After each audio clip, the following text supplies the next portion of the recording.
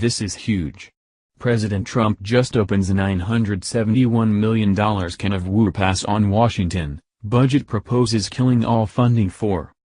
President Trump has expressed his aims of cutting back the government by dispensing with pointless organizations and representatives and by trimming consumptions to more reasonable levels. What's more, in the event that you could envision, the liberals are shocked. It shows up the Corporation for Public Broadcasting and the National Endowments for the Arts and Humanities are two organizations whose subsidizing is bound to be finished under the new budget proposal. Hollywood celebs have aroused to the reason in endeavors to mark Trump's proposed spending cuts as the worst-case scenario for arts groups. But here are the facts.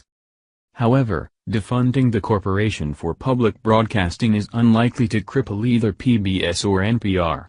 NPR received less than 1% of its revenue from the CPB, and PBS less than 7%, according to data from 2014 reported in The Washington Post. Via the Wrap. President Donald Trump made good on a longtime conservative goal in his first proposed budget Thursday morning, targeting the Corporation for Public Broadcasting and the National Endowments for the Arts and Humanities for complete elimination.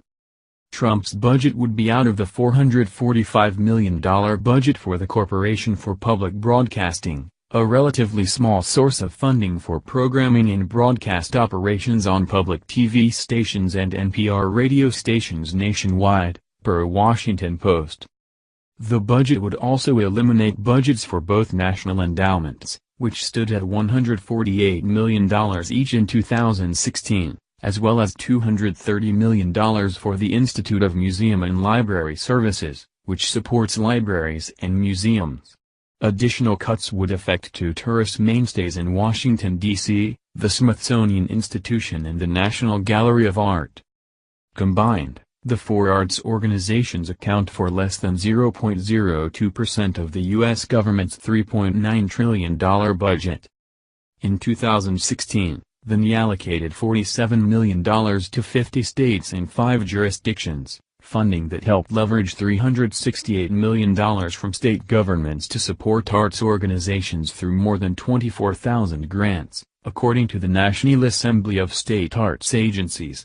In 2015, funding for the NE was almost one-third of what the U.S. budget allocated for military bands. Cutting financing for these offices is in all likelihood the initial phase in disposing of the loss over each level of the government, which is definitely required. The span of the government organization has become comparable with the national obligation, and if America will moderate the plunge towards economic disaster, important penances should be made.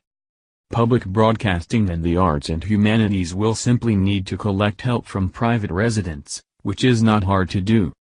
What do you think about this? Do not hesitate and write your thoughts in the comment section below.